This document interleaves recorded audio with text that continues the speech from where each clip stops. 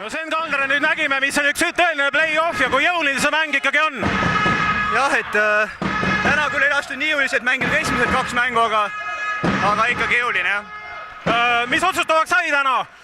No tundus, et ikkagi praegu teel Kalevi mehed ikkagi väsisid ära lõpus. Ma arvan, et täna me ei teinud nii palju lollusi mingi hetk, et me saime oma edu sisse ja ei teinud lollusi, vaid panime samamoodi edasi ja tulid õnnestumised ja ei saanud seda vahet tasa. Mis tunne on, et nüüd on vist selle poole pealt nagu huvitav vaadata, et Audentese saal on muutunud Rapla kodusaaliks? Ega siin suurt vahet üle, kas mängid Raplas või siin, et igas saalis Eestis on Rapla fännid alati kohal ja toetavad meid kõvasti.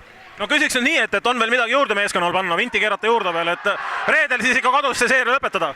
Kindlasti on, aga ma parem jätaks need asjad praegu saladuseks. Aitäh, vaatame need saladused reedel üle siis. Okei.